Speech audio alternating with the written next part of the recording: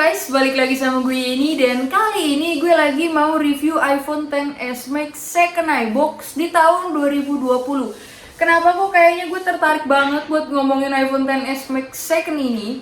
Karena untuk unit yang gue dapetin ini dengan varian 256GB dengan harga pasaran sekitaran 11-12 juta. Kenapa gue pilih warna gold?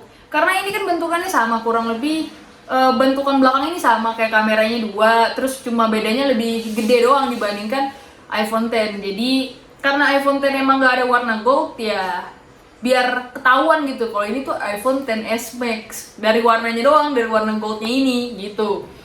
Untuk harganya sendiri ini pokoknya di kisaran harga 11-12 juta 256GB, tergantung kalian nyari-nyarinya gimana, tergantung kalian dapat penjualnya gimana gitu ya, tergantung nego-negonya kalian lah untuk harganya. Tapi harga pasarannya sendiri 11-12 juta untuk second iBox. Nah, untuk unit yang gue omongin sekarang ini adalah kita mau ngomongin tentang value for money, perbandingan harga secondnya sekarang dengan kualitas yang bakal kita dapetin di iPhone XS Max ini. Nah, iPhone XS Max ini kan baru rilis pada September 2018. Yang mana kalau misalnya sekarang kan 2020, berarti kalian masih akan bisa mendapatkan update iOS sampai tahun 2023. Jadi kalau kalian beli second sekarang 2020, kalian masih bisa pakai XS Max ini sampai 2023, kurang lebih lah gitu. Untuk harganya sendiri pada saat waktu awal itu kan 25 jutaan ya, 25 jutaan, terus habis itu sempat turun lagi ke 22 juta. Nah, sekarang kalau saya kenal kalian bisa dapetin cuma di harga 11-12 juta. Otomatis ini akan sangat-sangat value for money banget. Terus kayak kalau misalnya kalian pakai iPhone ini bener lah ya, kayak gue emang gue nih tadinya user Android. Bisa pindah ke iPhone mungkin gara-gara gue merasa kayak prestige-nya aja gitu, kayak lo pakai iPhone jadul nih, tapi kayak orang ngeliat, wih iPhone gitu loh, kayak masih ada stigma-stigma kayak gitu di masyarakat, di pergaulan kita gitu. Jadi kayak, wih iPhone, kayak meskipun lo pakai Android flagship tuh kayak nggak terlalu dinotis gitu sama orang. Jadi ya sebenarnya gue pakai dua sih, jadi Android 1 sama iPhone 1. Dengan harga 11-12 juta, yang bisa kalian dapetin di HP ini adalah chipset A12 Bionic. Nah, chipset A12 Bionic ini masih tergolong powerful banget, masih tergolong kenceng banget di tahun 2020. Karena di tahun 2020 yang paling bagus itu kan di iPhone 11 series ya, jadi A13 Bionic gitu. Nah, kalau misalnya kalian pakai XS Max ini dengan chipset A12 Bionic sampai misalnya 2023, ini chipset tuh masih bakal kenceng gitu, gak bakalan jadi HP kentang meskipun sampai 2023 kalian pakainya.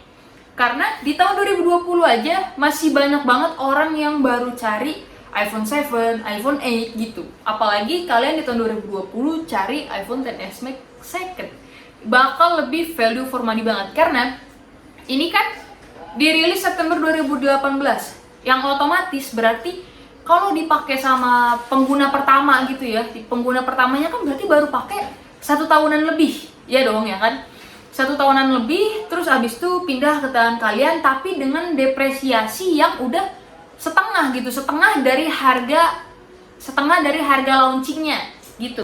Untuk unit yang gue dapetin ini sendiri, ini adalah full set original. Kenapa? Karena IMEI yang terdaftar di HP dengan IMEI yang di belakang dusnya ini sama. Terus di sini gue juga dapetin kabel data.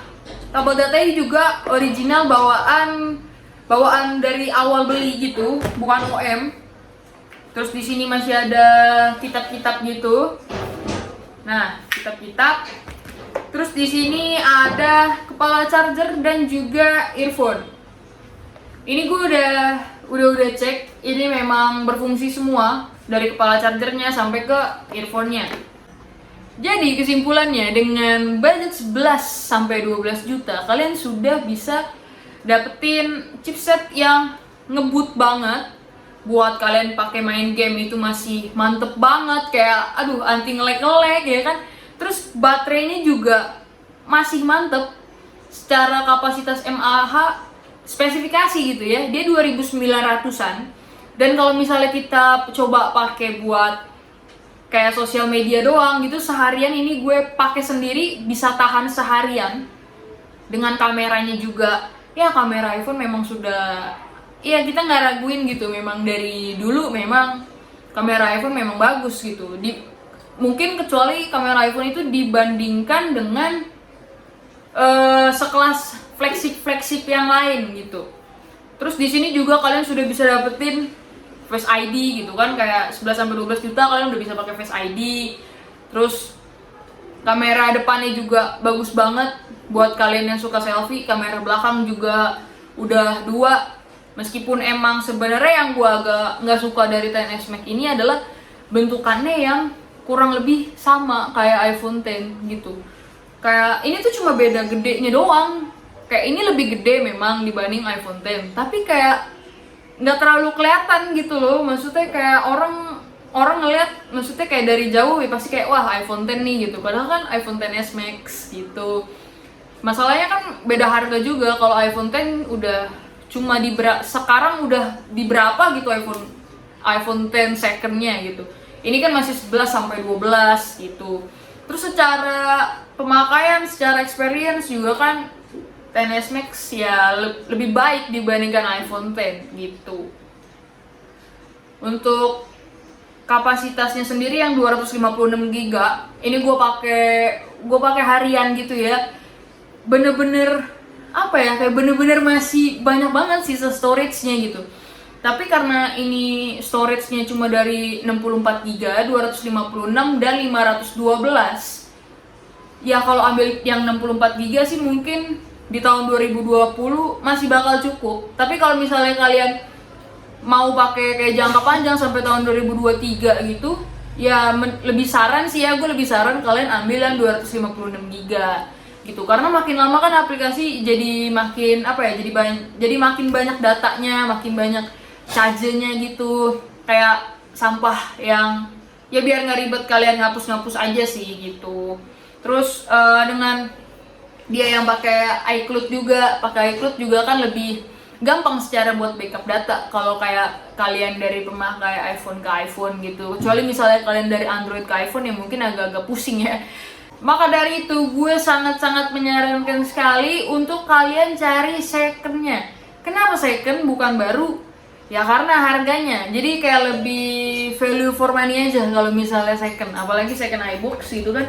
Kayak soalnya dulu gue pernah pakai yang Inter, itu kayak ada masalah yang pokoknya macem-macem lah, kayak dari hotspotnya yang nggak bisa, dari wifi-nya yang nggak bisa, terus dari kameranya yang agak-agak apa sih, kayak yang kurang gitu. Maksudnya ini Inter biasa ya, bukan Inter Jepang ya. Kalau Inter Jepang itu kan memang kamera nggak bisa silent, tapi sebenarnya bisa diakali pakai kamera fitur live itu.